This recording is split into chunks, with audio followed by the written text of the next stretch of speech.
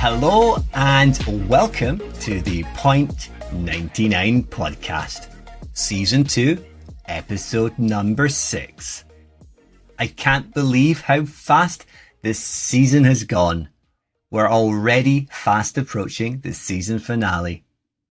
I've got a slightly longer episode lined up for you today, but fear not, it's nowhere near as long as the Season 1 finale and well within the time to accompany you on your long run.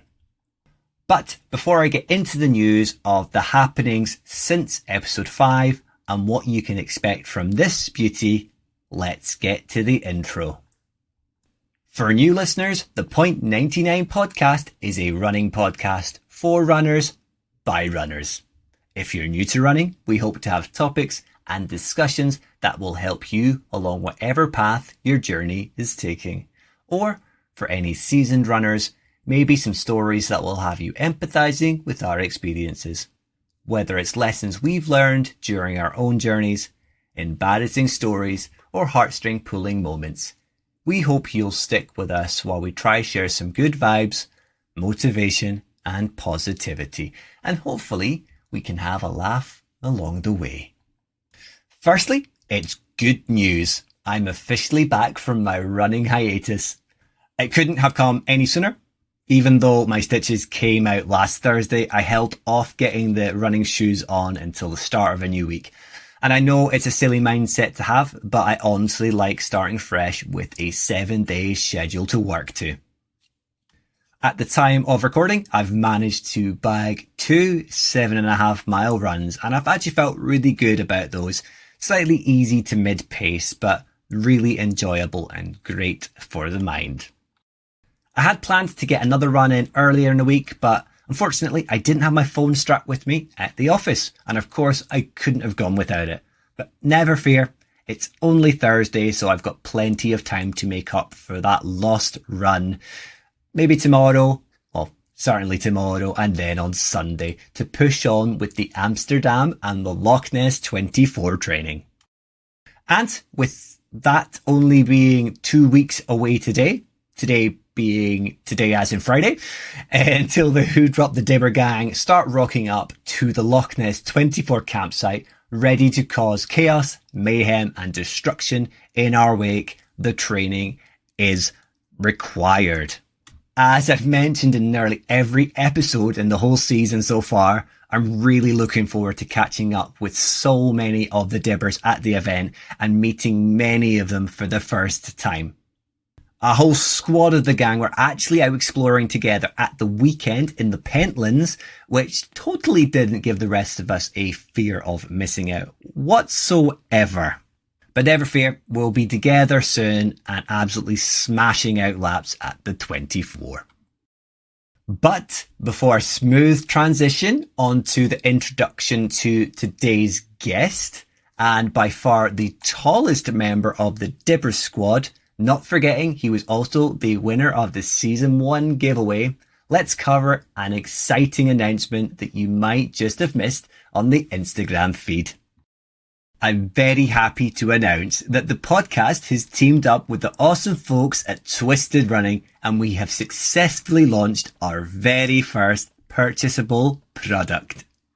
It's a technical t-shirt which is available in a mega 27 colours and in all the sizes you'd expect. The t-shirt features the standard 99 logo on the left front breast, while also having a funky vector on the back designed by my very own hand, but inspired by some big brand classics. All being well, we should have some follow-up products such as technical vests, caps, and all manners of other items, but it all depends on demand. But partnering with Twisted has meant we have a one-stop shop for merchandise. They deal with everything from ordering through to payment and fulfillment, meaning I can focus on organising guests, writing interviews, preparing graphics, editing audio, the list goes on. So basically everything that goes into running a weekly podcast. I'm definitely looking forward to seeing what this partnership brings and can't thank Ben over at Twisted enough for all the time and help he's provided so far. You can find our club shop at twistedrunning.co.uk, then navigate via the burger menu to the club shop drop down. Yes, the 3 horizontal lines are called the burger menu, and it's making me feel hungry for a McDonald's just mentioning it. Let me know what you think, and if you have any products you'd like to see featured in the future with the same or another design. You know what to do. Even if you can't entertain a purchase just now, why not drop over to the Twisted Running site or our Instagram feed to have a nosy at the design. Enough about all of that. Let's get on to my guests for this episode.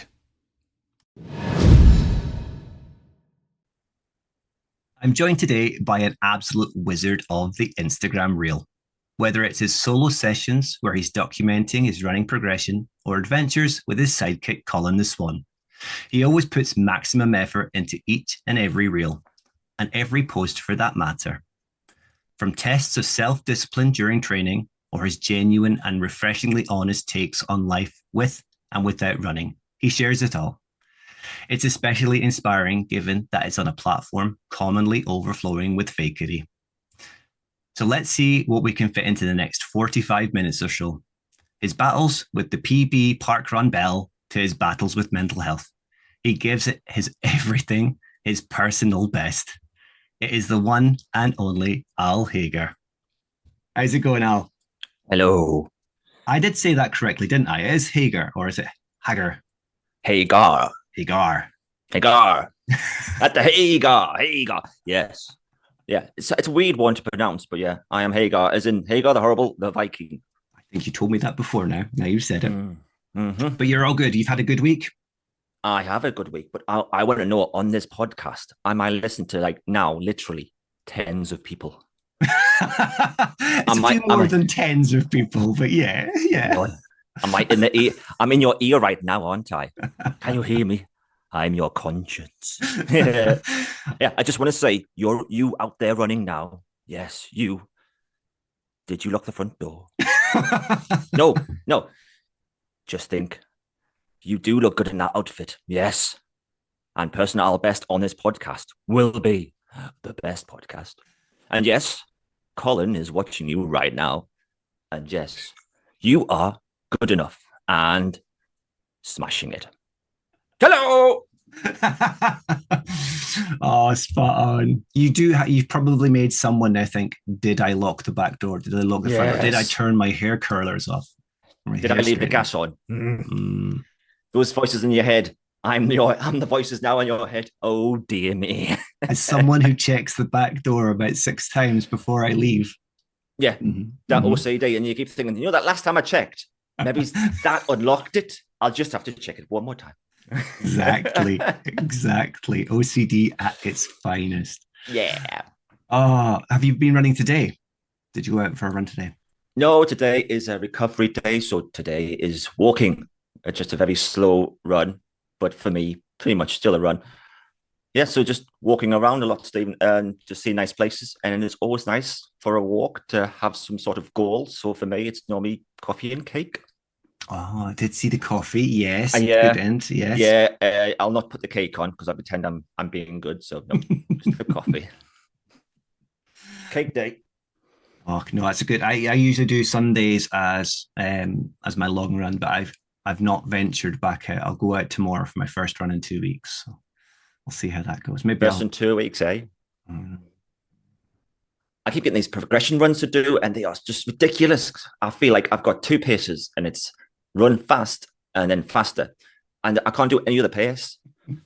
So like tomorrow's progression run is run and then run faster and then run faster still. And so that third stage to me doesn't exist. It's just hanging on for dear life and try not to be sick. And this isn't even a question, because I know you mentioned about running shoes, and Ian had given you some advice, and I'd given you my own kind of 2 cents on the shoes I use.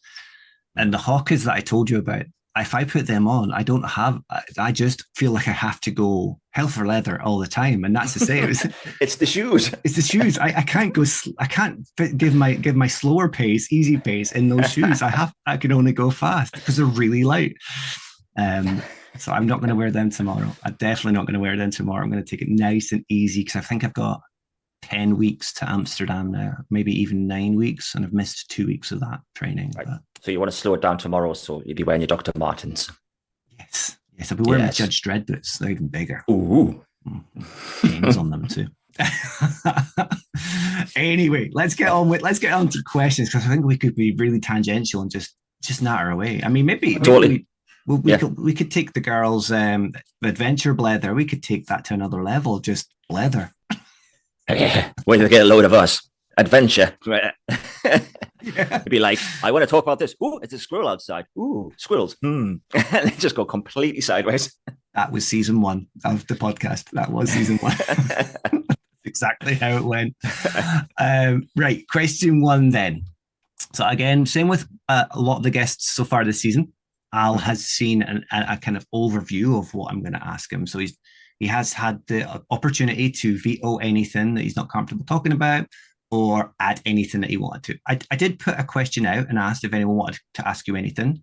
And I've not had anything. No, it's really odd. The Friday's podcast was so well everybody. received. It's probably one of the highest numbers I've had, but there was no questions. So no one wants to talk to me. Are you sure you got the right Al? Did you not want another one?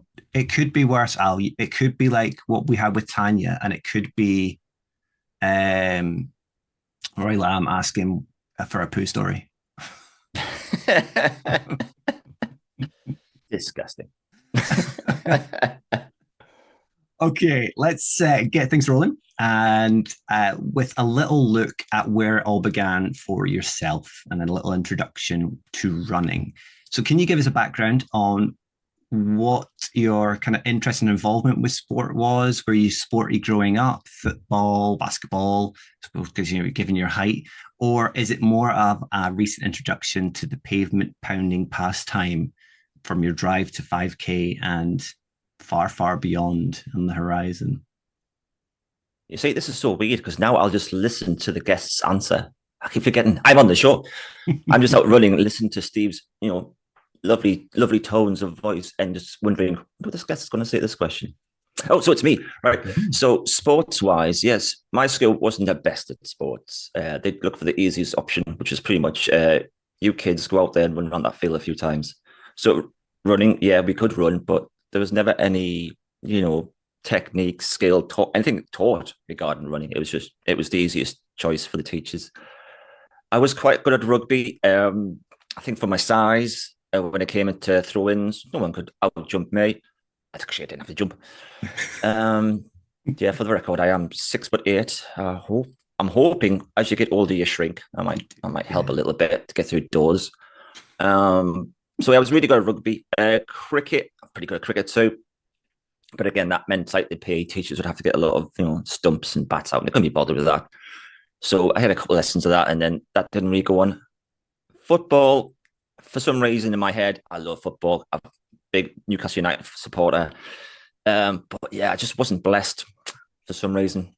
So football, I was a bit disappointed with myself. Blamed me legs. Not really good at that. So I kind of felt like there was something out there for me, but I just didn't know quite what it was, especially with my size. I was a mean fast bowler in cricket. I think because the ball was coming from such a high angle, batsman couldn't see it. So it was quite dangerous as well. And the whole question whenever I walk into any bar is, do you play basketball? And it's like, no, I don't, young man.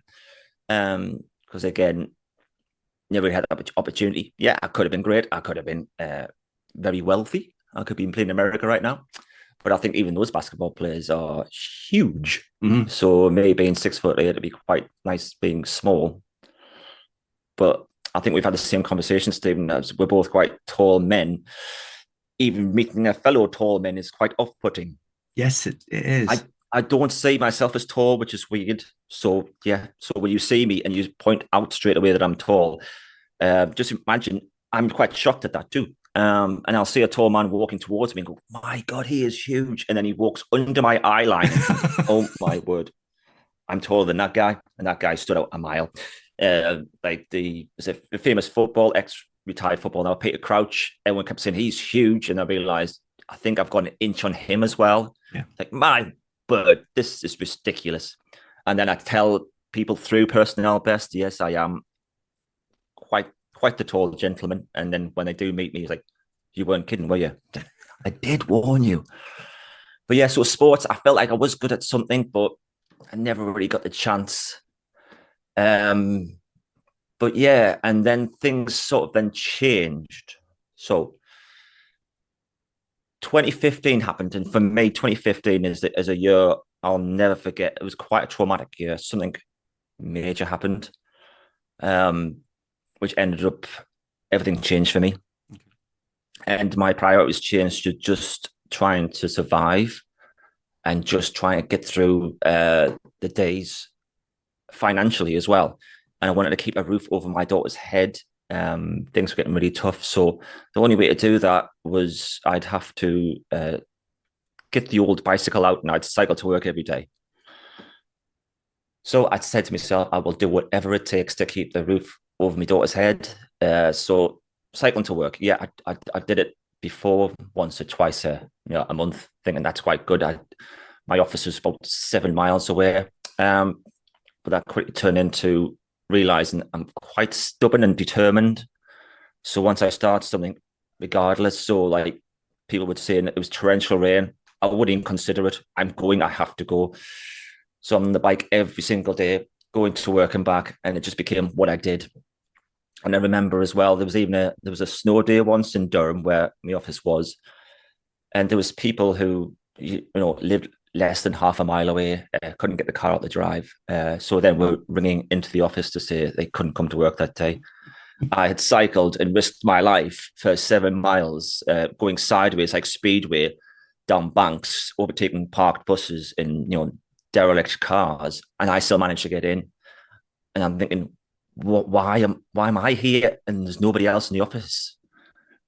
And seeing conditions and challenges and hurdles, it just didn't compute. I have a goal and I will get there no matter what, and just smash through. And I was getting to the point as well where I have to stop telling my mum certain circumstances which I was seeing because it was scaring her. Because sometimes when you're in the bicycle, you do get a lot of near misses, unfortunately. The weather conditions are bad. I have a few bad falls. So she was, she keeps seeing me as her little boy. Yeah, same. I get that yes, too. Yeah, yeah. So she's calling me at work. Did you make it? So reply, no. So yeah. So sorry to stop your flow there. I did the same. My mum will message me on my drive to work or something. Did you get to work okay? And my response will be, no, I died. Yeah. Dark humor. It is very dark humor. Back, okay. Yeah. My mum's first reaction to any time I don't reply to a message immediately is, he's in a ditch. Yeah. Yeah. I suppose if you're cycling, and I cycled for a long time before I came to running. Mm-hmm. And I know what you mean. The near misses, it does put not only the fear into yourself, but everyone that you're telling about the near misses, and they do worry for good reason. Definitely, yeah. And I was even realizing that I was, again, very punctual as well. So I'd always get to the office at the same time. And if I wasn't there within 5 or 10 minutes, even my work colleagues were starting to panic because Alan would always be there. Mm-hmm. Yeah, I probably had a puncture that day, but they would know I would normally be there. Something has happened. And then it's the perils of a bicycle and sometimes the hatred for motorists. When you're cycling, I always find you've got a slightly higher position in the road and you can see into people's cars. And quite frankly, the amount that are on mobile phones is terrifying. Yeah. And then if you accidentally get run over by them, the look on their face that you landed on their bonnet while they were texting, it's always your fault. So yeah, I always felt if I kept cycling, eventually something bad was going to happen. But then things changed again. 2020 came and COVID, and I could start working from home, which was beneficial for living. Yeah. But I knew taking all that exercise away from myself, I'm going to have to find something else quite quick because I still eat quite poorly. But the exercise, once I put my mind to something, I'd always do it. So I need something else. So unfortunately, I found PE with Joe.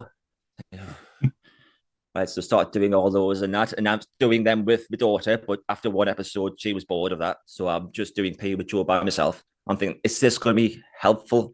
I think I'm going to need something else along with just keep fit videos. I found some great YouTube videos I started working along too, but I knew I needed something else, and I knew as well with everything going on, and then the isolation and COVID, I could feel myself getting worse again mentally. Yeah.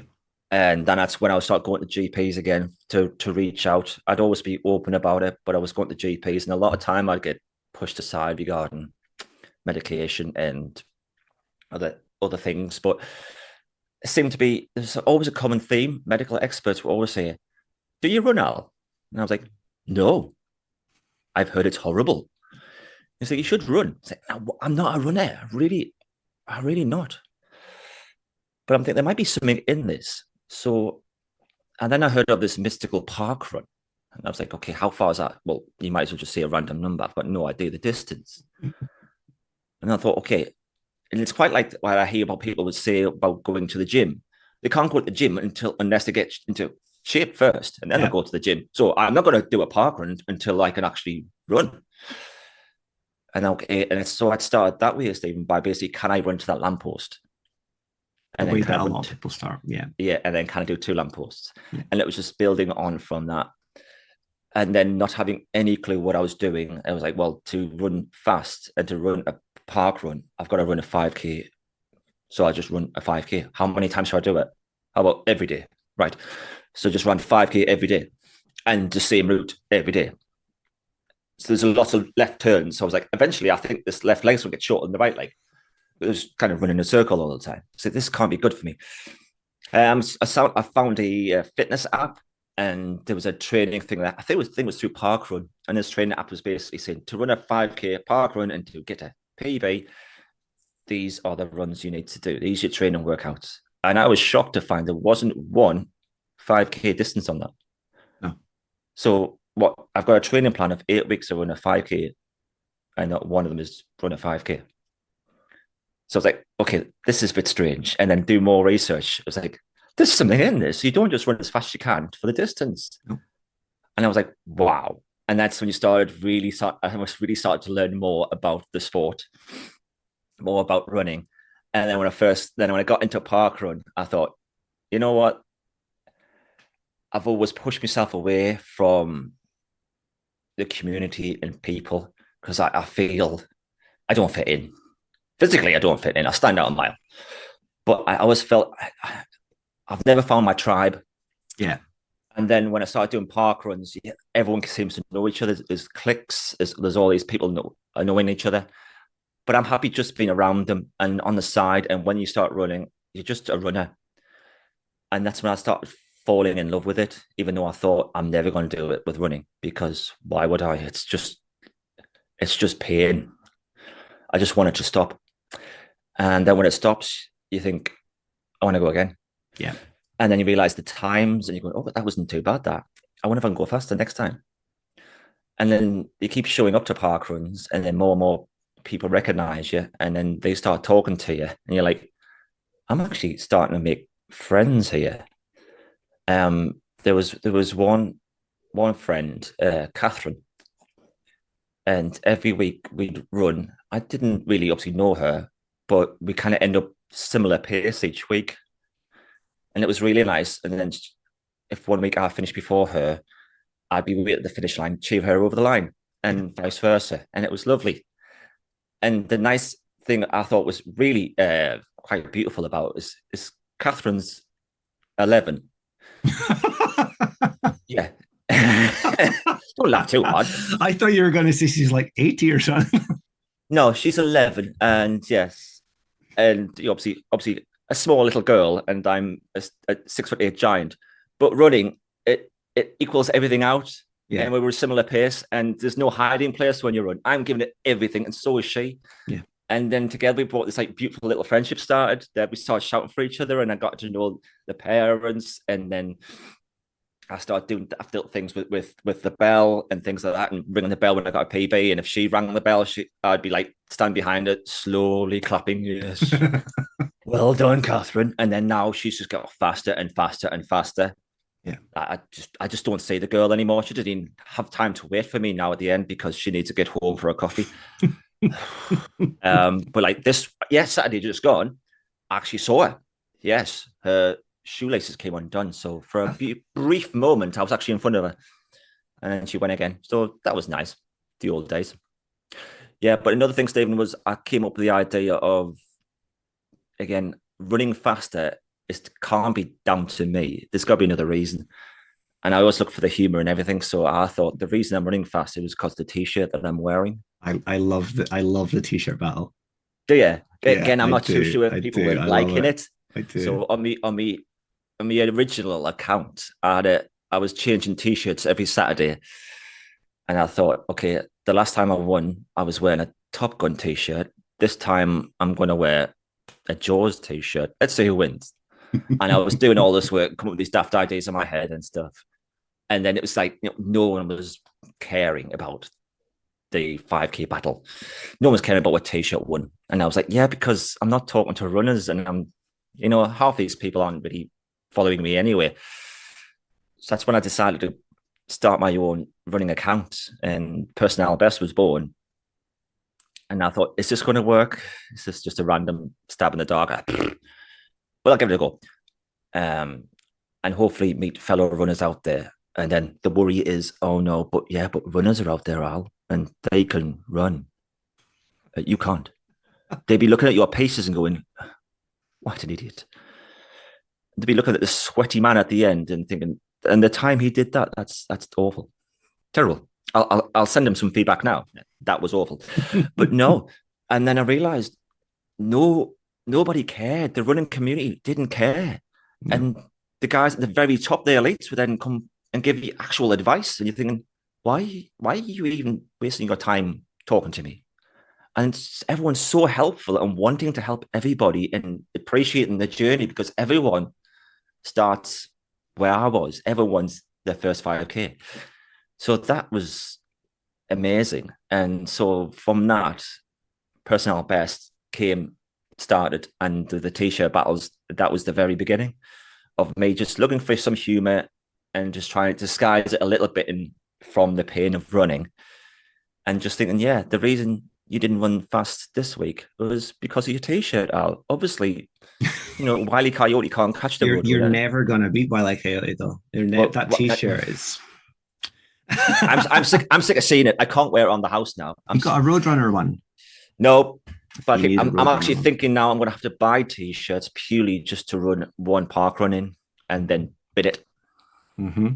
Or just buy a white t-shirt and just pin something onto it. Pin something different onto it every week. Yeah, no, see, I'm down the park run, Stephen, and then everyone's just like in their running gear, and I'm just coming up in these really big, thick, heavy cotton t-shirts. Yeah. Like, what are you doing? I'm like, it's obvious, isn't it? No, it's a lot harder as well. I find it personally a lot harder to run in cotton than I a lot of the time I end up wearing these old race t-shirts now, because I just. But then I also have got to that point where I don't like running with sleeves. I have to run in the really odd looking singlets. So when you see a 6'4" guy that's got less meat on him, then I can't say that. But he's got very little meat on him. It does look very weird. This skinny bony guy running along the street. You get some odd looks, especially in the winter in the snow. Are you one of those guys as well that wears really short shorts? Oh, I wear really short shorts. Yeah. Oh, short shorts. Very short shorts. Myself and Bob Barrel are the short gang. I remember one of our first interactions together. You'd asked a question about how to get faster running a 5K, and I remember, I remember just being in the exact same shoes as you were when I first started my account, because I had a normal account, and family and friends, they don't really care about that side of things. They pretend they do, but they don't. And then you start your account, and it's that fear of, does anyone actually bother? Does anyone actually care? Until you find a few like-minded runners and you bounce off these runners and get to know them. And I think I kind of saw that in yourself as well. I thought, no, I need to. I'll reach out to Al. And you were asking how to get faster on a 5K, and I remember your response was, "But why does he give me? Why have you given me that?" And I'd said to run faster on a short distance, you need to push yourself for longer distances. I can't remember the exact response, but like, seriously, I have to run further to run faster? Yeah, and it makes no sense. It doesn't make any sense, does it? I think half the time runners are making stuff up. Like, I want to run a 5K fast. Okay, this is what you need to do. You need to run further and slower. Yeah. What? Are you for real? Yeah, I know. It's so odd. It's so backwards. It doesn't make any sense. It probably does make scientific sense, but I never got that. And I struggled for a long time. Even I wouldn't train. I would just turn up at 10Ks and half marathons, and I would run them, and I'd feel dire at them. I was never going to run that again. And you'd see me, I'd be on the start line again in a year after, and I'd never ever make any progress. And then I started training properly, and it's probably when I started training for my first marathon, when I started running a lot longer distances, is when my times across the board started coming down. Right. So my half marathon, my 5K, my 10K, my 15 kilometer, they have all regularly been beaten, especially more recently been beaten because I'm running marathon distance and I'm running longer and I'm running slower. So the body's getting used to that level of endurance. So when you compact it into a nice short, speedy run, you can do it. As long as you control your breathing, your muscles are already set from the longer distances. It's so odd. And again, as a taller guy, you kind of feel like you're lumbering along and I'm not going that fast. And then you get to the end, the park run.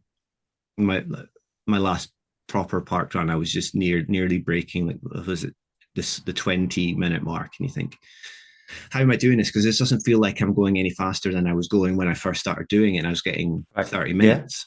So it's, I know. So you don't feel like effort's changed? The effort hasn't changed. I'm always putting in my maximum effort, but my maximum thresholds have changed because of what I'm doing in and around it. I think that's the hardest thing to get your head around. And strength and conditioning as well, because a lot of us don't do it, but it does help.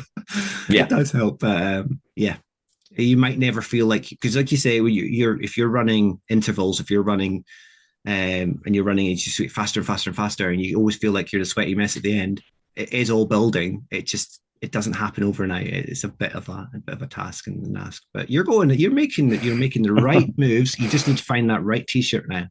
Yeah, again, regardless of what you say, it's the wrong t-shirts. Yeah. And I've always thought like sweaty mess, because these big cotton t-shirts, when you finish, you can literally wring them out. And this is disgusting. And then I'll be finished a 5K and other people will be like scanning, beep, going, and off they go. And I'm like, I'm on the floor. And I haven't got a chance to scan my barcode yet, because it's going to give me 5 minutes. I've given it everything I can stand up now. It's just, the effort. But that goes to show you've put in maximum effort. They haven't pushed themselves. Not to say maybe we don't want to push themselves. They might not push themselves to the edge, but you've pushed yourself. You've put in maximum effort. But then if you've got a cotton t-shirt on, you're not being able to breathe as much. But then I can't say this, because even these t-shirts, I think that someone can feel free to correct me in this, but I think the fitter you get, the more you sweat. I think that is actually a thing. Yeah. I'm so fit. My t-shirts will be like physically dripping when I get back from a run. But if I've not run for a little while, a few weeks, I won't sweat that much. And it's really odd. But if I run 5 days, 5 days a week, I'll be like a waterfall. It'll be like that scene from Airplane. Is it when he's water running down his face, rolling down his face? So no, I think keep at it. You're definitely you're doing the right thing. You should keep at it, and that t-shirt will get beaten. Maybe your cult t-shirt. Maybe that's the one. Maybe that's what it's waiting for. That cult t-shirt. Maybe it's just the right t-shirt. Yeah, exactly. But I kind of get a cult t-shirt. That takes us quite nicely then on to question 2. So smooth. You very smooth. But I didn't appreciate you were into cycling. So that's a nice addition as well. So I think even Ian does stuff outdoors. So if you haven't told him you're a cyclist, then he'll be taking note here. I've told him I'm looking for shoes. And oh my, that guy knows his shoes. He does know his shoes. He does. He loves to show them off as well. Foot fetish. So question two then, and it's kind of hopefully this is a smooth transition. But so you're up and running, and you have your social media account, and you start following the podcast, the running podcast with the two most handsome Steves on the airwaves, and then one buggers off and leaves. So you just so happened to win our season one giveaway, including an entry to the Loch Ness 24. So what's going through your head when you find out that you're the one and only winner? Is it excitement? Is it apprehension? Is it fear? But I think I'll add on to because that was my question there. But I think I'll add on to it. You didn't see that you'd won from us straight away. You saw from like a thousand other tags that had come up. Yeah, I was getting lots of well done, Zal, congratulations. And I'm going, what are they talking about? Are they talking about a failed PB attempt with another T-shirt? I don't know what they're talking about. And then I came home and opened up to Instagram, and straight away there was your lovely face, Stephen, with a spinning wheel. And I'm like, oh no. Guess who the winner is? And yeah, it was basically just hilarity. It was like, because I think that week as well, for the 2 weeks beforehand, I've been dreaming about ultras, but not in a good way. I'm like, why would anyone do this? Probably from following Mike as well, the Pole Fit Ultra runner, seeing really fit people doing ultras and I push to the absolute limits, seeing the guys at checkpoints, hallucinating, and then sitting down, giving force-fed watermelon, and up you go, and then off they go again. Like, this doesn't feel like sport. This is torture. Yeah. And so, yeah, it's all coming to my head like ultras. It's a premonition, but I thought, who does this? Only mad people would do this. And then, oh yeah, you've won the Loch Ness 24. It's an ultra. Do you want to win it solo or the team? I'm like, maybe it's a team. Yeah. And you did give that some serious thought, though, didn't you? I did, though. Will I go solo or will I go with the team? Yeah. I was like, but there's part of me that thinks, again, want to push myself. What is the biggest challenge? It doesn't care if it's stupid or unobtainable. It's irrelevant. You're applying logic to someone who doesn't look at logic. Yeah, run for 24 because I'm pretty good at running half an hour at a park run. So running for 24 hours straight, I'm pretty sure I could be all right doing that. And I think, again, what swung it was our friend Mike again. He replied to my message about should I do a team or solo? And even Mike, the Pole Fit Ultra runner, said, do a team, Al. So, okay. It's a safety net. It is a safety net. I would love the idea of running, especially knowing the route. the route is lovely. And it is perfectly possible to run it solo. But if you've never done an ultra before, running as a team is a very good introduction. Yeah, I've never run a half marathon before. Not yet, so, anyway. Yeah, that is on the horizon, but yeah. Very close. So no, we'd been talking beforehand, and I did add a note here, and it's the exact same note that I said to you before. That there is a lot of excitement throughout the team. Especially you saw how many messages of congratulations you got. And even if you hadn't opted to join us, if you joined another team or if you'd opted to go solo, there's a lot of people looking forward to meet you hanging out. But we would have supported you all the same as well, because it's the good thing about with Mike coming running solo, we'll still support him. Heather will be there and she'll be camping near us, I think. Having met her, and you've met Heather as well, she'll have some familiar, friendly faces. Yeah. So they're there to support even people we don't know, solo ultra runners. It's a really good environment to be in. Less so like the discussion I had with Tanya about marathons, and everyone's in their own head in the start line. Everyone's worrying about the start. They don't really communicate. Although there's the runner spirit is there. Everyone's just worrying. You've got this 26 miles to go. Yeah. How's it going to go? Whereas ultra, you can go at any pace. You can go at. You're just there to have a good time, and everyone's so communicative. That's a word. Yeah. That word. Yeah. And we found ourselves. It was only 5 of us last year in the inaugural event, and we were talking to just everybody, and we're having such a good time and speaking to a lot of solo runners, especially people you see when you see someone's running solo, you feel like you have to give them the support and talk to them, and and you get to know a few of familiar faces. Every time you're out in a lap, you might pass them even a few times and get the banter with them. So no, it's you've got that safety net of I don't feel up to doing more than I've done 2 laps. I want to take a break. And yeah, you could do that. You could do that as a solo runner. You can dip at any time. But if you've got someone you can hand over to, you can high five, you can get the banter, and then you can sit with people and have a bit of food, have a drink, and have a laugh, or you can go to your tent and just have some chill time, some music on. It gives you that variety. You've got that consistency of having people there. Yeah, it sounds great. That yeah.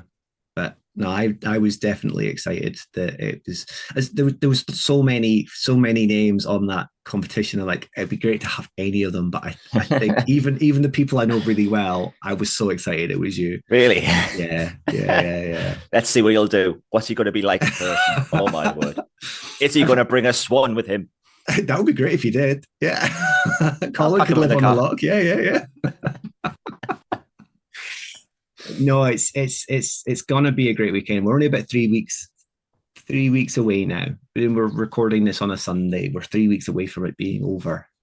The dread of it all. But What yeah. did I do? Did I do well? Your free bottle. You're. As I say, for you, it is a free bottle of beer. For everyone else, who paid a little bit of money, got this bottle of beer, and got a medal at the end. You're getting it free. Oh, free beer. Yeah, no, I'm definitely 100%. I don't know how many times I've said that now, but I'm really, really looking forward to it. And I think that's just because I'm the local. I'm the person that everyone's been crazy enough to agree to come and see. It's all your fault. Yeah, All my you are the fault. cult leader, and we're all coming because Mhm. you said you got to. And then when we're doing this, we'll also find Nessie at the same time. Well, that's it. There's a Nessie hunting expedition that same weekend. But I Good, do of have course. cult lieutenants as well. It's not just me. I do have cult lieutenants. Lee and Jamie have done it before. You gotta be careful how you say that. Now I'm starting to worry. Did I say that correctly when I edit this? Did I say cult? This is why I'm looking forward to meet you, because this straight away we've only 2 questions in and I've personally had such a laugh already. All I've right. not Is smiled it as not much. normally like this? Oh, okay. No, there's a lot of smiles, but I don't think it's as normally as jovial. This is really good. I'm a jovial guy. I'm a hoot. Yeah, but actually thinking about the the event though, Stephen, and meeting all these like amazing people. Again, we may touch on it, but for my mental health side, and I suffer from clinical depression, anxiety, and what I'm actually worried about is it's no reflection on them. I'm worried about showing up and then not being me and withdrawing and just feeling the pressure of, oh my God, I'm going to be let down to them. They're all so excited to meet me. And then I'll show up and I'll be a letdown. Yeah. So I've got to really work on that. I know I'm getting better at it, but I just know also I've had a lifetime of thinking these ways, thinking this way. I've got terrible low self-esteem. My account is real. A lot of people do love that for it. It's just I'm hoping when I get to an environment where there's a lot of people happy, jovial in groups, that I don't withdraw myself too much, and then Yeah. I can push myself back and go, no, I'll. They want you to be here as well. Go talk to them. And sometimes I find, yeah, sometimes I'll find myself finding the hardest thing for me to do is just to say hello, I'm Al. Yeah. Yeah. Now, I mentioned this beforehand, and I'll be honest to the listeners as well. I know exactly where you're coming from. Yeah. That I love being around people, but I also love being myself on my being on my own, but having people around. So I might just retreat to my tent and just sit with music on, but still have the option to then interact with people. And I think as a team, there's a lot of puppies. There's a lot of puppies in the team, and Puppies. I'm one of them. And it's because we have bursts of excitement. We're excitable little puppies, and then I think most of the team are similar. That we do have that anxiety side of things. Of I like being around people, but I also it's an apprehension of it too. Um, So I don't think you'll be on your own. And if you do need time to just say, I'm just gonna go and have a moment. Yeah. No one's gonna say anything. It's Right. just, I think we'll have a few people like that, and certainly I will be. I talk a lot, as you probably know, but at the same time, I can quite happily just sit and not say anything. Yeah. And things go on, like you know far too well yourself. Things go on in your head, and you're like, I'll just stay quiet for a little bit. Did I say that last thing that I said and it didn't quite maybe hit how the way you thought it would when you said it, and then you start doubting yourself and you start worrying, and yeah, Yeah. that is always going to be a downside with any type of event or team based thing. But yeah, no, we'll just have to cross those bridges when they come around. But if you even need to take a lap, and you go for a lap, and that's the quiet time. Then that's the quiet time. Yeah. It says a lot that you have this event where you can either run on your own or as part of a team, and you've got a guy who's only ever run 10K. It's seriously considering at one point, and it wasn't the bravado of the solo. It was, I'd feel safer on my own, Yeah, and I'll run for 24 hours on my own because at least then I'll not disappoint anybody. I'll just be out there running, and I could even hide behind a tree for a little bit, but no one will know. yeah, So exactly. that it's almost like a safety net. So yeah, a lot of us runners are solo runners and get used to just being in our own head, and then suddenly being around groups is like, oh, I don't know if it's a socially awkward thing for myself. But yeah, there's a lot of things going in my head at times, and it gets too noisy, and that's one of the reasons I run to quiet those noises down. Yeah, Yeah, no, I certainly feel that. I feel that mindset, because if I haven't been running for 2 weeks, and I've had a few tough days because I haven't been running. I haven't had that outlet. Um, I'm I don't know how you see it. And a few of the people that run in the Central Belt, they do know this already. But when you're so remote like I am, and the only person that's nearby is Lorna, so Lorna's we live very close to each other, so we do have the ability to go running together.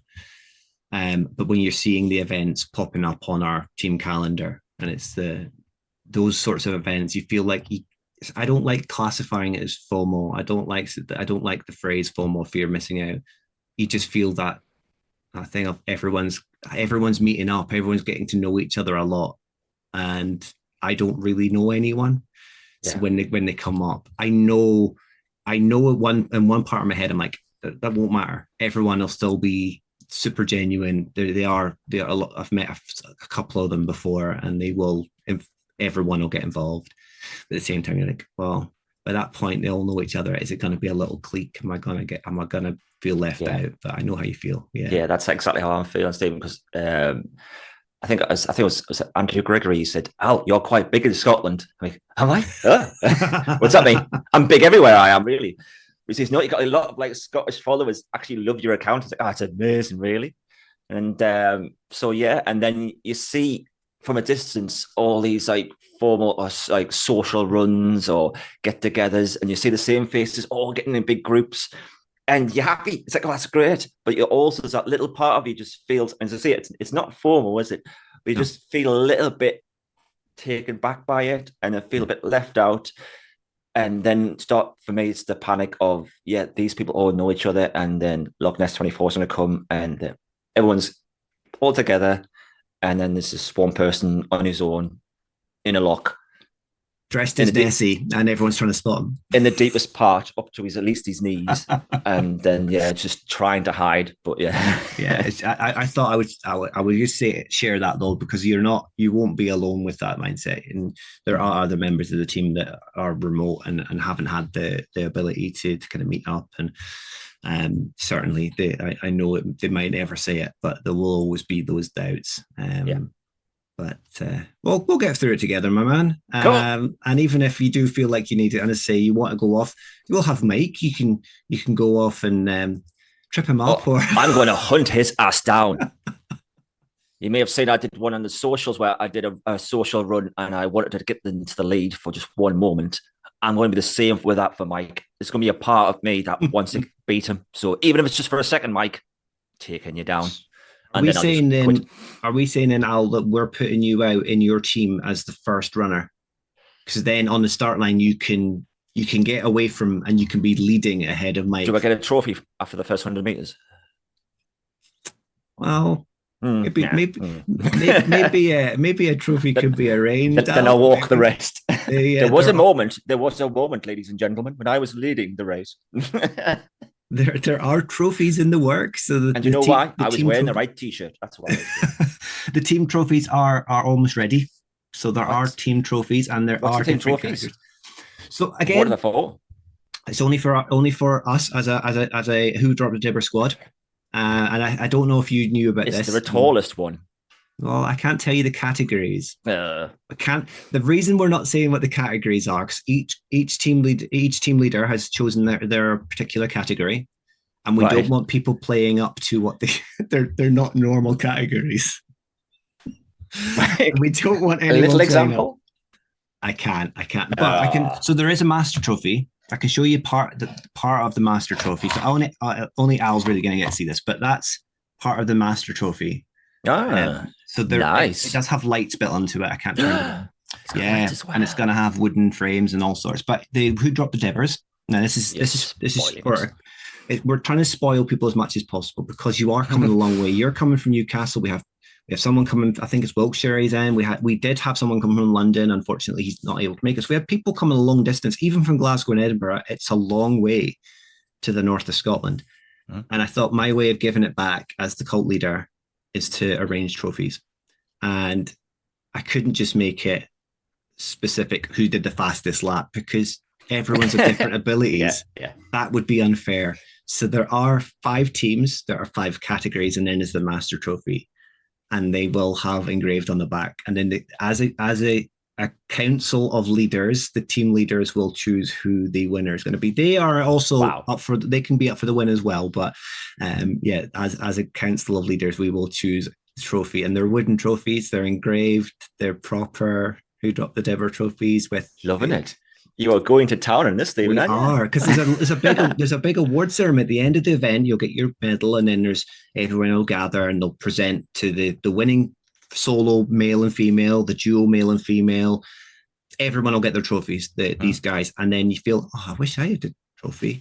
And we're there for a good time. We're not there to push for a win. So that's our way of helping that a little bit more and giving back to you guys for taking the time and effort to come and. I'm loving this even more now. Yeah. Yeah. There are a few little other tidbits. We have team sponsors. I can't tell you who they are. Again, only one other person, one of my lieutenants, knows who the sponsors are. What's that mean? Free stuff. Free stuff. Free stuff. We have free stuff for you. My favorite price. So we have two team sponsors at the moment, and we have a potential of a third one. I'm doing my darndest to get everything sorted for everybody. You are working hard, my friend. I am. But I need to get back to you guys.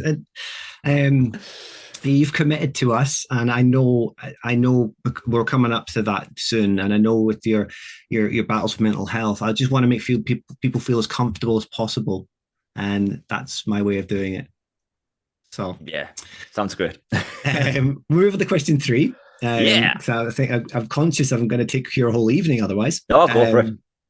But onto something a little bit more real now. And you do show your truest, purest self in your feed and your reels. And as I say, it's really, really refreshing. And I just want to know, was that a conscious decision not to hide the bad, mask it with the only good all the time, like you get with some accounts? It's all a lot of fakery, or is it just literally that's the personal way? Yeah, I like that question, Stephen. Well done. For me, it was when I started Personnel Best. I was like, yeah, it's going to be held. It's holding me accountable, which is what it's there for. But I also kind of want to entertain as well. I want it to be a bit of a show, people to actually just tune in instead of just seeing facts and figures and times and paces. And I realized so many people out there were very serious about running, and quite rightly so, and that's how they work. But it's not for me. And then when I would start, possibly through humor, showing little clinks, little chinks in the arm of this is what actually goes on in my head. Yeah, I am useless, but I'll try to spin it in an interesting way. And then I was just opening up more and more, thinking that was quite funny what I did there, and people seem to enjoy it.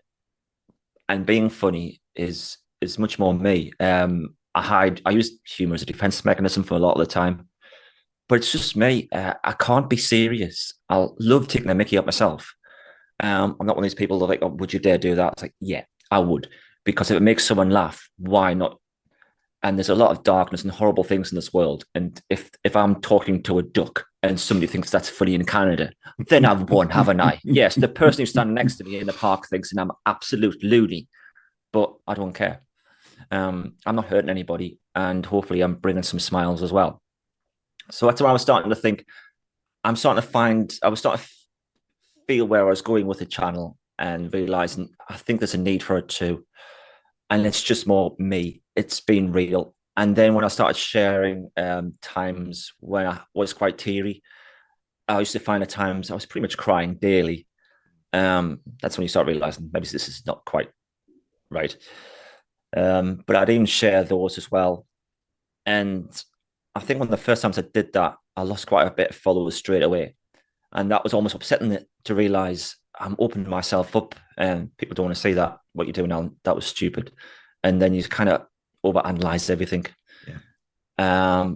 But then the great running community, the real ones, then came out and were putting like a virtual arm around me. And we're saying some really nice things about being open and sharing, and we need more of that. And I was like, I'm happy to do that. I've always been doing that. So that's when I realized this is what I can do to even make a tiny little bit of difference, even just to help one person. I can laugh at myself. I can bring some humor. I can talk to the animals like Dr. Dolittle, and I can also be open about mental health, the struggles, and how I find it. Yeah. I've always been open. I worked for the Home Office, and there was a group at one point regarding men's mental health, and it was like a virtual one. So we're all talking about issues, and I was seeing how I felt regarding problems, and how when you're really struggling, when you're really low, you get no enjoyment out of anything. Music for me was my passion. I'm a guitarist, and what happened in 2015 kind of revolved around music too. I'll give you the scoop.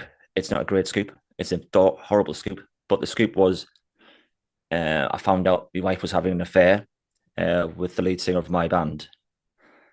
That's when everything changed. And also, it was the huge embarrassment.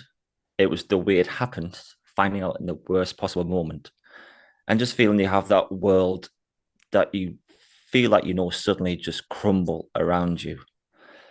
I only ever got enjoyment from playing guitar. It was the time when people would say to me, "It's the only time I ever see you come alive, Al."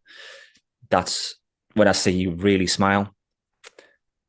And because it was regarding music and band related too, I hated music as well. Yeah. I got to the point, I've got some guitars in the house. One's a really special one. It's kind of like the one that Dave Grohl plays in the Foo Fighters, who's pretty much my hero, Dave. I pretty much want to go out in the street and smash that. And it's like, that's how much I hate music. Guitar, passion, I've got no interest. I'm done. I stopped listening to music. I couldn't even listen to songs that I loved anymore. It got to the point I started knowing I needed something because I was just staring at a wall for a lot of the time. There's no passion. There's no interest in doing anything. Almost like I want to hurt myself. I don't want to smile because smiling again doesn't feel real. I shouldn't be happy. So I needed something else. And I was searching for happiness. I kind of lost my stick there. Where to go? Yeah, so I smashed the guitar up. Lost enjoyment. That's right. I did find listening to podcasts started helping me. And I found the reason was it was just I felt like I was among friends again. Listening to people in my ears, I could go for a walk and I'd be in a conversation, and suddenly I started coming back from that dark place. music took me to that dark place, but podcasts was kind of starting to bring me out. And then when I was in this home office meeting, talk about men's mental health, I was opening up about how, I've got no passion, I've got no interest, I don't want to do anything. And afterwards, a CEO contacted me and said, thank you, because he was on a meeting, not for himself, but for his son. And he didn't really understand much about mental health, but wanted to have a little bit more of an insight so he could talk to his son. And I thought that was really nice of him to go into that meeting just to try and know a little bit more about what's going on, because there's a lot of people who don't know what to say or are not quite educated enough to help, and they'll just say like snap out of it, or the next day, or you've seen better, or you're smiling, everything's okay. Just smile. Just smile. For me, I've always said it's a mask. I'd always wear a mask at work, and even if I'm smiling, it's not the real me. So I was trying to be more open and trying to be more real, and that's when I felt when people are reaching out and helping and asking for help, it's not just the person who's in that position that needs the help. Sometimes it's the support people around them who need to know how they can help. And sometimes it's just changing the subject. It's just giving me something to talk to. I've got a great friend, and he did something, and I just thought it was legendary.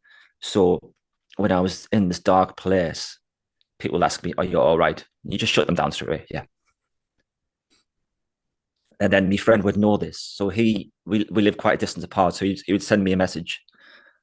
And I tell you what, ladies and gentlemen, this works. So if someone's feeling depressed, to do this, send the person who is struggling 30 pictures of baboons' bottoms and tell them to pick their favorite.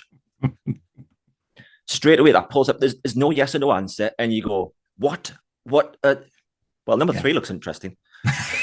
and you go, oh my word, it's worked. And then the next week, he sent me loads of pictures of sheds and said, pick your favorite shed. So I thought it was a great technique. Instead of just saying, are you okay? And then what people say is, then ask again. It's just another way of getting that conversation going. So I realized I want to help. How can I help? And that's when I started Personnel Best as well. I wanted to be real. I want to be open and available for anyone who wants to talk about any of these issues. Just talk. I'm always here. The real side was something else I started with COVID in 2015. Sorry, COVID in 2020. People had to isolate, things like that. And what I did, I wanted to bring me friends and family together. I know my mum and dad were suffering, being on the lonesome so much, and they're very family orientated and miss not seeing their children. So I decided to develop a quiz show, a Zoom quiz. But I'm not just going to do a Zoom quiz. That's not my way. So it turned into an episode. It turned into a show, a whole show with everything going on. So there was, it was done in a way, but in my own way. And the afternoon show was born. Now the afternoon show had Meg, who was quite small at the time, sitting next to me. She's shut up now, but yeah, Meg was sitting next to me. But when I don't have Megan, when she goes back to her mum's, I replaced Megan with a brush. Now, she was my co-host, Megan. So when Megan's not there, I replaced her with a brush. But I wasn't an animal. It wasn't just a brush. I put some eyes on it and move it around a little bit. So I was talking to a brush. So again, this could explain a lot, really. So I got the brush was on there called Brushy. I worked on age for that name. There was hidden jokes on the show. There was red herrings on the desk. So many things were happening. There was cakes, costumes, with people getting dressed up. I'd be talking in the street to things, coming up with ideas, and people would see that and thinking, what are you doing? But for me, again, it's helping loved ones. But that would have helped you as well, though, wouldn't it? Because it was a massive distraction. Yeah, your mind is elsewhere. You don't have the time to think about other things. Yeah, exactly, Stephen. And that's when I realized that helps me too. I'm helping you, but it's helping me. It's giving me something to do because I've got a very creative brain. And I realized through my employer, I was just a number. I was just an office bod. Get on with it. When you're done, we'll replace you. There was no humanity there, and you can't think for yourself. So having that chance to start doing things for myself, being creative, and realizing people loved it. One person even said it was the highlight of 2020.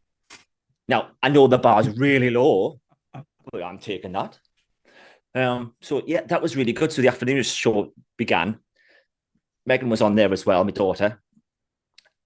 She got used to a bit of camera time and talking to me and working alongside me. So she got used to daddy being silly and talking to people in the street and stuff. But yeah, I love that. So I could laugh at myself. And as I've said, I find there's a lot of darkness in the world. So if we can laugh at each other, I'm not hurting anybody. And then after that, yeah, I think it was in 2022, I joined a men's health group. And on there, I wanted to help contact more men out there who were struggling with their mental health. And the first video I did on there, it went quite viral, quite quick. And it was just me talking to myself, saying to the guys out there, look, it's good if you can talk. I'm going to talk to you now. This is how I feel. And it's terrifying that people my age, the biggest killer is suicide. Yeah. I was like, of all the things out there, especially in men, young men. yeah, it's like that's the biggest killer. And in the UK, 3 out of 4, 3 of them are male. It's like men just can't talk about these things. You tend to find if a woman's got a problem, she'll go to the GP and she'll find out something doesn't feel quite right, and the GP goes, right. When a man does it, the GP will ask, how long have you felt like this? And the fellow will normally turn around and say, oh, not long, it's about 7 years. It's like, why wait? Yeah. But the stigma, the thinkingness, it's a sign of weakness, or it's not. It's not it's a sign of strength. Yeah, if you it's can not stand masculine up and say, to admit it, and that's yeah. And it's the generation thing as well. The older aye. generation, you bottle it in. You don't mention how you feel. You don't talk about your feelings. So when I'm on Instagram talking about my feelings, there's be a lot of people going, how are you doing that? And why are you doing that? Yeah. It's a sign of weakness. It's like, it's not. A sign of strength is going, I'm not right. Somebody want to help me. And the amount of people out there who want to help you is amazing. So I wanted to make a difference. So yeah, I started doing that and I realized people were saying I was quite almost natural at just talking to the camera. It's like, okay, thanks. But as long as it can help somebody, it's worked. And then I realized through personal best and the mental health side, I was getting people coming up to me in the street and saying, I love your channel because I struggle. And I was like, whoa, you struggle? Do you want to go for a coffee? Yeah. And just take them for a coffee. And we'd have one coffee, Stephen. And they'd say to me, that's made my week. I was like, really? Talking to this guy for one coffee? And you don't realize it's the small things. Yeah. It's the smile at somebody when they walk past. It's the holding the door open. It could be the tiniest little thing to you, could be massive to the other person, because I've been on the other side when you're absolutely at the bottom and then there's 20 feet of rubbish and then you just don't want to go on, and somebody turns around going, have a cup of tea on me, or just a little smile. It's just that huge. Little change to your day, because like you said, a lot of employers, especially larger employers, you're just a number. There's no appreciation, there's no thanks. You just, every day is the same. You get up, you go to work, you come home, there's nothing, and you get into that mindset of, what am I doing? Yeah. And to have that small amount of change, just that. When I said about risking my life getting to work on that bike, and then putting 20 years service into that employer, and then they basically just phoned me up and saying, yeah, we're cancelling your contract for mental health. Bye. And I was like, after everything, I've given everything for somebody. What was I doing? Yeah. I never put myself first. And now it's time to close that door and start a new one, and helping other people as well. You're really good at this, Al, because that takes us on to the next question then. Yeah, thanks. I was actually, 2 of those questions blended together. So I was going to say it's the biggest thing I find is, especially I would classify myself as a younger guy, but less and less so. That's less the case. But you don't get a lot of guys sharing their feelings, especially our sort of age range, because it is wrongly seen as not masculine. And Mike covered this as well. But then, like you say, it's having the knowledge of the correct ways to speak to someone. And like your friend has done with the baboons, bums, and the sheds, I've done that in the past with a good friend of mine who struggles, and you get messages late at night saying, I might just end it just now. You think, send them a meme. Because you don't have to respond. You got to respond. You want to distract them from what they're thinking about, because he's had a few drinks, he's not thinking right, and send a meme, has a laugh, send another meme, has even more of a laugh, starts forgetting about what he was going to do, goes to bed, wakes up in the morning. Yeah. And he is right. He is taking the medication. He is speaking to the right people, but it's it's like in the moment. People don't think right in the moment. I've not thought right in certain moments, and no, it's having that refreshingness from yourself to know that someone's going through something, but also you can reach out to yourself, and you can feel more than welcome to reach out to people, and if they're real, like the people that stuck around when, I won't use the word I was going to use there, the people who left because things got too real for them, then they're not genuine. They're there for the fake side of Instagram. They're not there for real people. And you've got that base of followers now that appreciate it and really do respect the honesty that comes from it. So no, totally kudos, and hopefully that long continues. It's the kind of last thing I'll say on that though is it's very much like you say, your humor masks a lot of it, and your creative side. It is, for the third time in the space of a very short time, I'll bring up the Robin Williams effect of, for such a creative guy and such a funny man, he was masking a lot of pain that I'm not sure if he was sharing that with people, but to have a creative mind as well. I do identify with that comment a lot, and Robin Williams, because until you've gone through utter despair yourself and the darkness and the horrors of not wanting to live another day, and then you come to the other side and you can just make somebody smile, why not? It's just like, you never know what they're going through. And I've said before as well, when you've got that runner's jog, when you run towards somebody and they're running the other way and you smile at them and they don't smile back, don't be hard. It's not their fault. You've done your side of the transaction. You've passed on the smile. They might go down the road and go, oh, I didn't smile at that weird tall guy. Oh, I was in the zone. I'll smile at the next one. And you're passing on the happiness, but you don't know what that person's going through at that moment. They could be dealing with the worst day of their life. Yeah. But you give them a little smile, and that could actually make a big change for them. I mean, they could be that person that's come to a sudden realization as well that they're a lead singer, and we both know what lead singers are like, because I used to be in music and bands as well. They're the worst type of human being. Horrible. Even without any other accents, they're the worst type of human being. Yeah. Packing up after a gig, get the microphone, I'm done, and walk away. That's it. There is a hierarchy in bands as well, though. You'll know this. It's a hierarchy in bands. I'm a bass guitar player, so nice. How does a bass guitarist turn on their amplifier? They hug it, they kiss it, and they tell them that they love it. But at least we're not a drummer. Anyway. Drummer jokes. Oh, we're gonna. You mentioned there, unfortunately, the unfortunate ending of a long, quite a long time job. Mm-hmm. That door has unfortunately closed, but with that closure, it has opened up, or at least you're opening up new avenues, new adventures, and new doors. And it's involving something that you've already spoken about there that you love and enjoy. So can you share a little bit more about this new step? And I think maybe quite a good time to share the account as well that kind of goes in your new account if you want to. And otherwise, it's going to be people looking at Easter egg hunt now. If you want to share that account, just share a little bit about that side of things. Yeah, thank you. So I've always loved creating content. It's what I love doing, and I love helping. And I love just coming up with crazy new ideas and pushing boundaries and just trying new things. So with Personnel Best and just making content all the time, I've always got so many ideas going on in my head. And I'm thinking, what could I do next? How can I help? How can I help local businesses? Because it's a hard world out there. Yeah.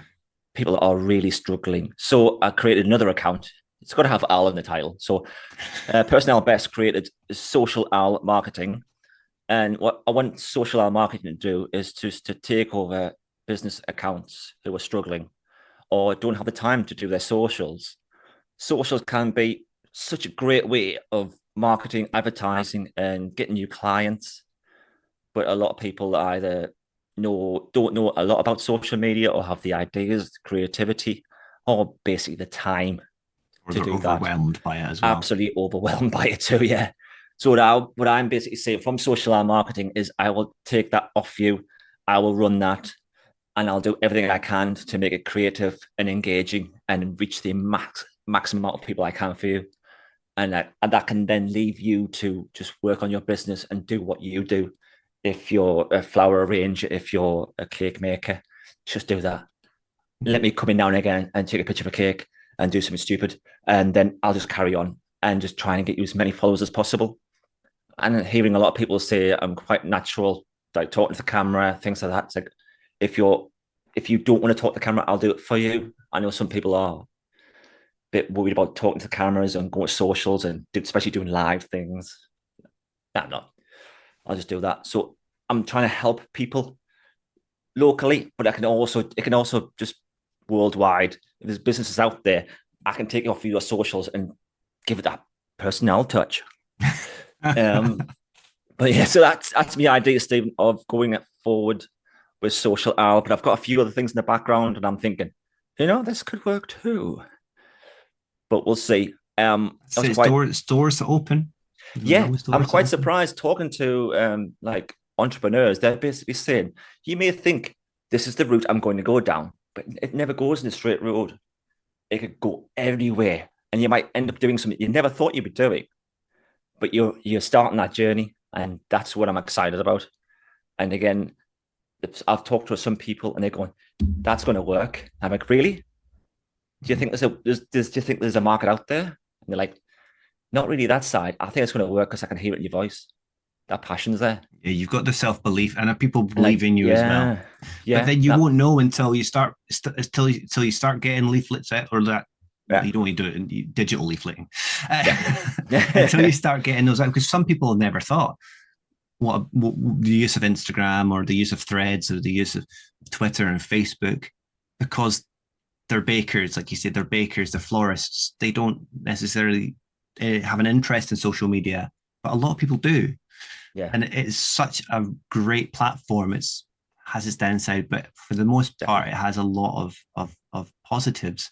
And yeah, so let's social use marketing the positives. Yeah. Perfect name as well. No, I'm looking forward to seeing how that goes, and if I have anything that I can utilize you for, then I personally will as well. And if it doesn't work, I could always do an OnlyFans account. Sexual. now you said it, people will be asking for that. It's like a bit tangential. Being a nerd, I saw an article, and it was Henry Cavill, and with him being dropped from being Superman and being dropped from being The Witcher. Yeah. There was someone did the calculations, have done the maths. Henry Cavill started up OnlyFans. He would be the highest grossing OnlyFans poster in the whole of time, OnlyFans time, and it's probably true. But there's a market there too. There is a market. Right. I think we'll end now with one final sort of question. What's on the horizon for Al, but more specifically events, because we've covered a fair amount there. But I know that there is one significant milestone event that you are looking forward to, because it is on home turf. Yeah. It's not necessarily related. I'm from the northeast of England, and if anyone knows the northeast of England, we are famous for one run. It's a really big one, a half marathon, and it's the Great North Run. If anyone starts running in the northeast, the first thing everyone says goes, "When you're doing the Great North Run, then," and you're like, never. I'm struggling to run to a lamppost, and that was, just over a year ago. And then I'll start doing 5K. Oh, I did a 5K. What's next? 10K. Okay, what's next after 10K? Half marathon. And you guys never stop, do you? Nope. Marathon, ultras, keep going. But yeah, so the half marathon suddenly came around. And obviously with my issues with my mental health, I got into running to help my mental health. And then I found there's a local charity in my little town. It's called Chesterley Street. And it's a mental health charity. And they were looking for people to run the Great North Run for them. And I thought, that's just the next perfect step for me. I started running for my mental health. So let's now start helping others by me then running the Great North Run. So yeah, that's coming up, and I'm really excited about it. Telling some friends who I've met through parkrun, they were so excited they were actually brought to tears. Oh, and they said they're nice. going to be on the Tyne Bridge, waving signs, supporting me on. And again, the whole why. How Why will do they you see wanna... you in the crowd, though, Al? I don't know. I think I blend in, so maybe if I have a little flag. But yeah, good thing with me with crowds, I always stand out. But yeah, so it's like for people to be so happy for me that I'm doing this event, and I'm asking people who have done it, what makes it so special? And I just keep hearing it's the people. And I've done little, first little road races of little 10Ks and seen some people by the side of the road, and that's amazing. And then now I'm being told, yeah, just imagine that, the full way of people shouting you on. I'm like, how does that, I can't even comprehend what that feels like, of everyone shouting for strangers running past. Why are people giving up their time to shout for me to keep going? Why? Yeah. And then you just realize we're all coming together, the running community, the supporters, we're all together in this. All the roads are closed. There's nothing else for them to do. So they have to Yeah, just they're stand just at the waiting. side of Will the you road. hurry up and get past and get your car out? There's that bus behind you. It's going to pick you up soon. You better run faster. Oh, no. But No, yeah. I think you'll really enjoy it, especially the fantastic event that it is. Although for a Scotsman, it's the Great Mid Run. Well, I've heard people call Manchester the North. Manchester, it's in the Midlands. It's Where north? exactly it is in the Midlands. Cut the country in half. Yeah, North. yeah. You're at the frozen. You're at the. I'm at the wall. You're at the wall. Yeah, I'm a wildling. Yeah, You're at the those Black wildlings. Watch. Just gotta stay away from them. Although I could be a wildling, really, because maybe I'm one of the giants that go You over the do wall. look like a giant wildlings. Yeah, yeah. No, you'll love it. I honestly, you'll love it, and then you'll be back next year. Well, when is it actually? Am I saying it's next year? Is it this year? When is the event? What? Who? Great North Run. Oh, sorry, I saw a hedgehog outside. September.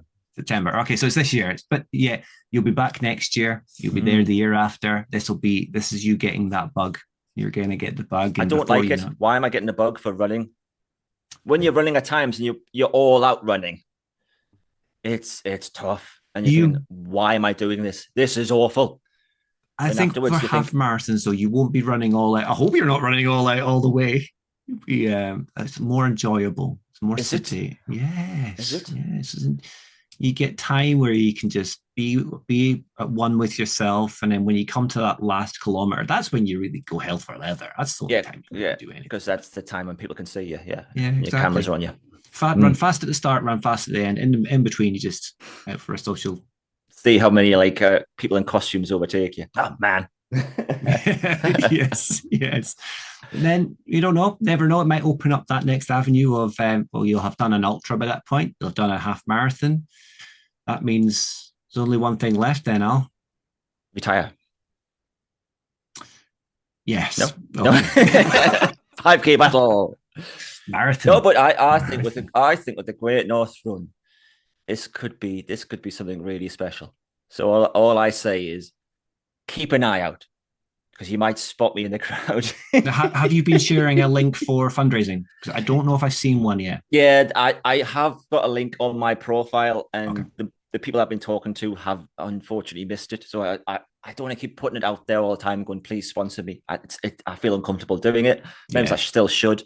But you should. I know as a charity runner myself, you feel like you're taking the Michael a little bit, but no, just share it, because I've missed it. So there's going to be a lot of other people out there. Yeah. So like obviously with getting charity places, if you don't make up the number, you've got to pay the rest yourself, and that's quite scary. Yeah. But then I don't like asking people. I'll putting it certainly out there. share it as part of this as well. That'll be absolutely I'll share brilliant it then. there. So yeah, the point 99, I love you. So yeah, that'd be great if you could put it out there. Because again, just going back just to finally with my mental health, I find running brilliant medicine for that. And its reasons is depression. You're kind of thinking about the past all the time, what's going on. You can't get away from it. Mhm. Anxiety is the future. You're worrying about what is going to happen. And I've always found I'm never, ever in the moment. I'm never present. But when I run, I'm in the present because everything else is just taken away. Your body's just got to concentrate on one thing, and it's just to run. And that's why suddenly I just love it. Yeah. Because it clears my mind. I'm focused. And then that's when I start noticing the world around me. And yes, obviously the wildlife, the birds, the calling, the people. But you're also just suddenly just happy and where you are. And that's when I got the running bug and realized there is actually something to this. And then the running community and the people all supporting you. And it's like, yeah, this is special. It can take, it's a slow burner to begin with, but it does, Yeah. it eats at you. Yeah. Is it like a drug you can't get away from? It's like one of those infestating fungi that take over and host. They take over and host the person. That's all we are. We've been taken over by the running bug, and we're now just walking fun guys. We're all fun guys here. It's really addictive, like heroin or Kit Kats. You can't get away from it. Before I get you to share again your handles and your social platforms, Yeah. we will just share with everyone that you are still king of the emails, the king of the podcast supporters. You're the only one that has sent an email to the Point 99 podcast email address that isn't business related, like organizing merchandise or sponsorships. If You were only the you only guys give us more mail. hints as well. You never really mentioned it in the show. Never mentioned it. No. I was like, surely someone's got to have done it by now. No, still, you're still the only one. But still, I'm still the winner. You're still the winner. Yeah, yeah. I used to think that Laura Hardcastle was the queen of the fan base, but she seems to have gone off a little bit. She's romancing, has no interest in us now. So no, you've got the crown. I might actually let you wear the Cull crown as well. You can maybe that'll be the crown. Oh, what a crown that is! Before we finish for the night, do you want to share your social platforms again, just for anyone that might have missed it in between, and anything like the market? Yeah, you know what I mean. Yeah. So I've got couple of little things just to finish off with. But yeah, if you like what you've heard from this weird guy on your heads, in your voice, in your conscience, it's personal Al best. I'm on Instagram. I'm on all your platforms really. And social Al marketing, as I'm trying to start that up. Trying to start my new chapter. The previous chapter closed while the door slammed behind me. But I'm opening a new one. So far, there's nothing there, but I don't know where I'm going. I can't see the destination, but I know in my heart that personal best has steadied the ship. And thanks to the running community, I know I'm going to find a happier place. It's there. I can't quite see it, but I know personal best is going to get me there. So please like and subscribe. Love my reels. Watch them again and again. And then people, I keep thinking in my little town of Chelsea Street, people keep seeing this obviously weird giant running around on his own. And I just want to say they're wrong. I'm not running on my own.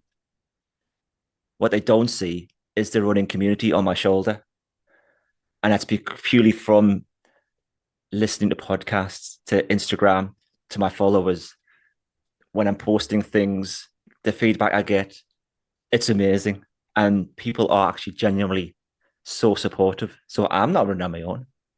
You might see that by some strange motorist just seeing a guy on his own. I ain't on my own.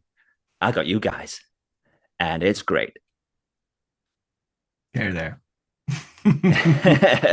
Thank you very much for joining me, Al. And Yeah. I can wholeheartedly say you can beat me up come Loch Ness if it doesn't happen. Okay. Your DMs will be full of positive feedback for every guest we've had so far. And everyone will say, why did you put him on the show? He didn't really talk about running. Again, same with the emails. I don't get that much. I get the I get the usual people, which I again anyway. No, don't get much feedback myself, but I've got it in good authority that each of our guests has had their DMs filled with great comments. So that'll be yourself as well. You running there right now. I'm back on your head again. This is Personnel Best, and it's just for you. Here we go. My running mantra, and also a life lesson. Shoulders back. Podcast 99 on. Focus on the future and the forward. The past is behind you for a reason. Leave it there. We've got this. You've got this. Now go out there for me and smash it. Thank you. Fantastic. I honestly had so much fun interviewing Al. Having spent a good 30 minutes talking to the chap before hitting record, I can categorically say that he is one of the nicest and funniest people I've had the honour of speaking to. I honestly can't wait to meet him at the 24 and have plenty of laughs.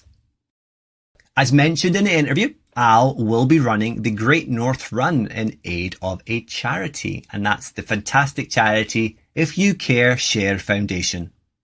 The If You Care Share Foundation dedicate their time to helping those suffering with mental health issues. So I'll be dropping Al's fundraising page link into the Instagram post for this episode because it's an extremely valuable charity and one that is close to Al's heart. So if you can drop any pennies into the fundraiser, I'm sure Al would be very, very appreciative. You can also find the link via Al's page at person_Al_best in his Linktree link there. So that's Personnel Best.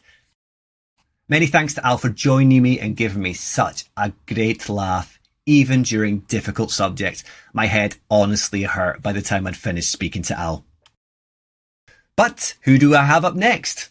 Well, having teamed up with the folks over at Run Kaizen earlier in the season, I'll be welcoming one of the co-founders to the show. We'll be discussing his love of running, but more importantly, letting an expert give you the rundown on the app itself. I'm not sure if he's volunteered to come talk to me or if his co-founder Michael has dropped him in it, but I'll be joined by Josh Sambrook for episode 7. So join me next week to hear for our first official company, I guess. Fingers crossed this one actually makes it to air this time. But until then, I hope you stay safe, enjoy your runs, and you'll hear from me soon.